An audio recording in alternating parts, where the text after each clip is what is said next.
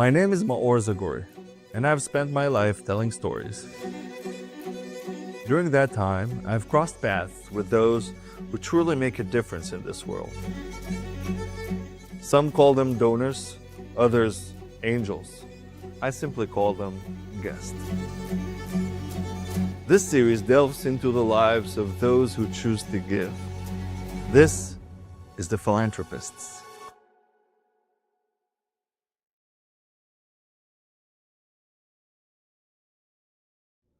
Today, in the Philanthropists, I'm meeting Danielle Pollack. Danny, how you doing? I'm very well, thank you. Can you tell me what made you so passionate about Hebrew youth?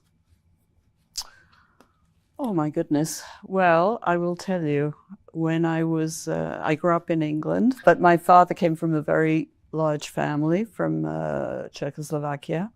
And he was one of 11 children, and part of his family got to Palestine either in 1938 or many of them after the war. So when I was 15, I was a member of Habonim, which is a youth movement in London, as you know, and talking about going on Hachshara, which I never did. But so my parents allowed me to travel to Israel to meet family and see Israel. And I had an uncle there who was a professor at the Weizmann in polymers. And he said that he wanted me to see how modern Israel was. Because, you know, we only thought of it as, I mean, this was before 1967, of course, a long time. So, and I have to say, to see the Hebrew University with the buildings and the dormitories and the setting was just, at that time, magical. Can you tell me a little bit about your support for Ethiopian students at the university? You know, it's quite made quite an impact. So I want maybe for you to tell me just how it got to you and how you got interested in this. It was actually interesting. I was on a Hebrew U mission. It was for medical cannabis, actually. We were a small group of people. What years? Oh my God. It was around, I guess it was about 2015, I guess. Wow, okay. Because Hebrew U is at the forefront of research into medical cannabis. Okay. And as part of my business, I wanted to see if we could, it was being legalized in Quebec. And I wanted to see if we could somehow, my interest has always been to work with Israeli companies, obviously in the healthcare field, because that's the one I know most. So we were a small group, some people who were already in the cannabis business and other people who were just interested.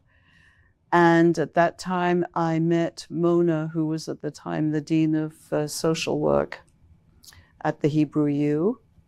And we were talking about, because I'm a social worker by training, we were just talking about the need to help students who wouldn't otherwise be able to go to school. Oh, and by the way, before I'd been on a committee for federation, and we were supporting Beersheba and Bnei Shimon. So we used to go there every year. We went for a week to see, you know, what's happening. And the saddest part was seeing older women from Ethiopia who had come, didn't know the language, were illiterate, and they were part of a community center in Beersheba. Women were showing the Israelis their cooking because it was a way of helping them gain some confidence. Wow. And they did some artwork that was clay. Beautiful little, very primitive animals. So I was introduced to, you know, what was happening in the Ethiopian community, good and not so good. Wow. So when we went to Jerusalem and I met Mona and we were talking about Ethiopian students, who were the children of this generation of women who really came under very difficult circumstances. And so then I was able to help a little bit, not too much, but you do what you can when you can. That's actually very moving to me, because my grandparents, they came from Morocco, and they came back in the 60s. Right. And that sense that, they're very focused about, my grandma used to be very focused about the cooking. Yeah, of because course. that was her strength. Yes. That's how she could show off her abilities. And this was something that gave her actually the approval of being part of the Israeli society.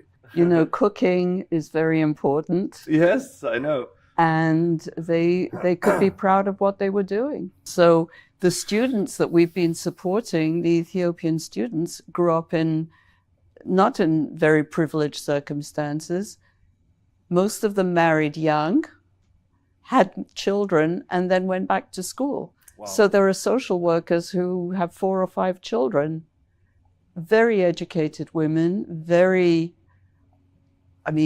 speak English, Hebrew, of course, and it's just very impressive. So, it's so important when you're making a donation or sponsoring to really feel that there's a purpose. Just to give money for no reason or just because you want your name on a building doesn't satisfy the soul.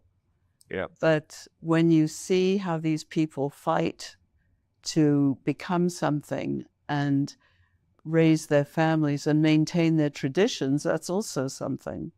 Amazing. How did your experience in Ethiopia, accompanying families to Israel, influence your perspective on the importance of integration and higher education for Ethiopian?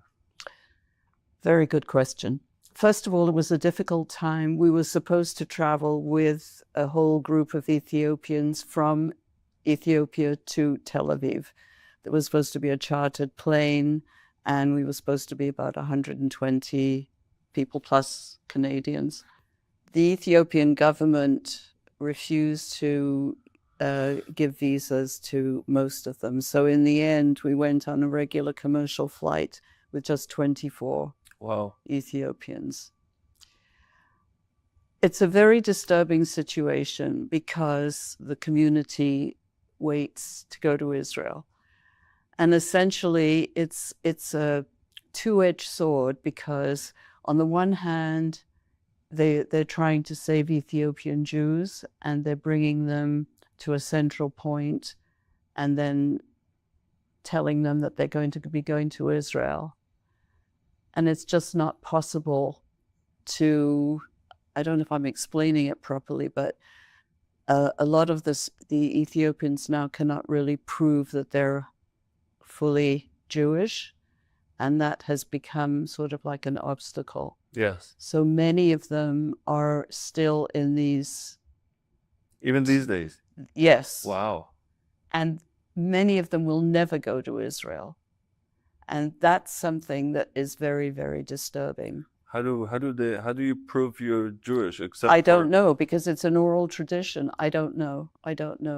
So I think the Jewish Agency is doing what they can, and they certainly, the improvement has been amazing. First of all, in order to send shlichim to Ethiopia, they're usually people who were Ethiopian themselves, speak the language, understand the difficulties. Mm-hmm. So they're doing a wonderful job in terms of supporting. It's just that not everybody will be able to go to Israel. And they've been removed from their communities, their rural communities where, they lived with their people and with their jobs. And they are sort of in this limbo in Gondar, where they live in small houses with no proper activities. The children have school, mm-hmm. but it's very, very basic. And for families to live in those close quarters, waiting sometimes for years to go to Israel. One final question I have for you is, what advice would you give to those looking to make meaningful impact? And from my perspective, from what I've seen until today, from people I was working with and from people like you who are deep into this involvement, it became addicted. Because there's something about that circle of giving and receiving from that giving and actually, changing the world. First of all, you know what? Philanthropy can be anything. It can be giving your time, very important, having a personal involvement. And I think that's essential. There are people who are very philanthropic and they give money, and that's one activity. But for a lot of people, I think just having a background of philanthropy, I think it comes from family. You can give $1, you can give $10, you can have a lemonade stand when you're 6 years old. You know what I mean? That's all part of the education. And not worrying if you can't give a lot of money. Really, I think that's a very important thing. People say, well, I'm not rich, I can't give. There are many ways to give and many ways to get involved. And I think especially now, given what the world is going through and what Israel has gone through, we all have to give back on every level. And if it's not money, it's time, if it's volunteering, whatever, that's philanthropy as well. Thank you. That was really an inspiring conversation. Thank you. If you want to watch more episodes of The Philanthropists, head over to Canadian Friends of the Hebrew University on YouTube.